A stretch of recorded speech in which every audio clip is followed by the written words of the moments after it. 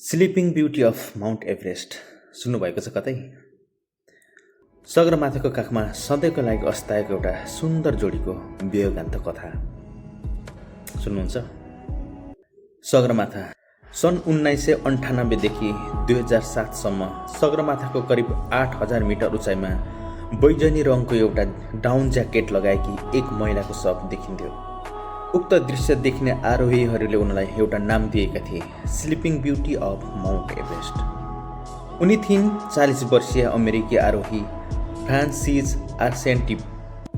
फ्रान्सिसले आफ्ना रुसी पति सर्जेईसँग मिलेर बिना अक्सिजन सगरमाथा चढ्ने सपना देखिएकी थिइन्।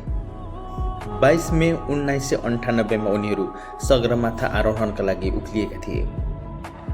मौसम खराब थियो, हावा तीव्र थियो, तर उनीहरूको आत्मविश्वास झन बलियो थियो। उनीहरूले साँझ ढिलो करिब 3 देखि 5 बजेको बिचमा सगरमाथाको शिखर छोए। त्यो समय आरोहणका लागि अत्यन्त जोखिमपूर्ण मानिन्थ्यो। धेरै आरोहीहरू त्यो बेलासम्म तल झरिसकेका हुन्थे, तर फ्रान्सिस र सर्जेईले इतिहास बनाए। उनीहरू बिना अक्सिजन सगरमाथा चढ्ने दम्पति बने, तर शिखर चुमेको त्यो खुसी धेरै बेर टिकेन। फर्कने क्रममा फ्रान्सिसको शरीरले साथ छोड्न थाल्यो। अक्सिजनको कमी, अत्याधिक थकान र कठोर चिसोले उनी कमजोर बन्दै गइन्। सर्जेई तलतिर झरे, फ्रान्सिस भने माथितिरै छुटिन्। त्यो उचाइमा शरीर थाकेपछि एक पाइला हिँड्न पनि असम्भव जस्तै हुन्छ। फ्रान्सिस हिँड्न सकिनन्।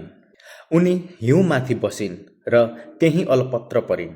भोलिपल्ट उज्बेकिस्तानको आरोहण टोलीले उनलाई भेट्यो। उनी जीवित थिइन्, तर अवस्था अत्यन्त गम्भीर थियो। उनलाई अक्सिजनको कमी भएको थियो। हातखुट्टामा फ्रस्ट बाइट भइसकेको थियो। शरीर लगभग चल्न छोडिसकेको अवस्थामा थियो। टोलीले उनलाई अक्सिजन दियो, केही तल झार्ने प्रयास पनि गर्यो, तर 8000 मिटरभन्दा माथिको क्षेत्रलाई डेथ जोन भनिन्छ। त्यहाँ एउटा मानिसलाई बचाउन खोज्दा अर्कोको ज्यान पनि जोखिममा पर्न सक्छ। टोली सफल हुन सकेन। फ्रान्सिसले इसारामा आफूलाई बचाउन अनुरोध गरिरहेकी थिइन्, तर कसैले पनि उनलाई सुरक्षित रूपमा तल ल्याउन सकेन। फ्रान्सिसले इसारामा आफूलाई बचाउन अनुरोध गरिरहेकी थिइन्, तर कसैले पनि उनलाई सुरक्षित रूपमा तल ल्याउन सकेन। चौथो शिविरमा पुगेपछि सर्जेईले आफ्नी श्रीमती छुटेको थाहा पाए। त्यसपछि उनीहरूले फेरि माथि उक्लिने निर्णय गरे। उनी अक्सिजन बोकेर श्रीमतीलाई बचाउन गएका थिए, तर उनी पनि त्यसपछि कहिले फर्किएनन्। 1 वर्षपछि मात्रै सर्जेईको शव चीनतर्फ फेला परेको थियो। फ्रान्सिसको शव भने सगरमाथामै रहिरह्यो। वर्षौंसम्म आरोहीहरूले उनलाई देखिरहे। कोही त्यहाँ पुगेर मौन हुन्थे, कोही भावुक बन्थे, कोही डराउँथे, किनकि त्यो शवलाई एउटा कठोर सत्य सम्झाउँथ्यो। सगरमाथा केवल सुन्दर सपना मात्र होइन, कहिलेकाहीँ अन्तिम गन्तव्य पनि हो। सन् 2007मा बेलायती आरोही आयन उडल नेतृत्वको टोलीले शेर्पाहरूको सहयोगमा फ्रान्सिसको शव मुख्य बाटोबाट हटायो।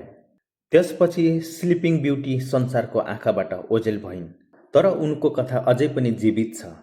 आज पनि धेरै आरोहीहरूले फ्रान्सिस र सर्जेईको कथा सम्झिन्छन्, किनकि त्यो केवल मृत्युको कथा होइन, त्यो प्रेमको कथा हो, त्यो सपनाको कथा हो, त्यो त्यागको कथा हो। संसारका अग्लो ठाउँमा एक श्रीमान आफ्नी श्रीमतीलाई बचाउन फर्किए, तर दुवै कहिले घर फर्किन सकेनन्। सायद सगरमाथाको चिसो हिउँभित्र आज पनि उनीहरूको प्रेम मौन रूपमा सुतिरहेको छ।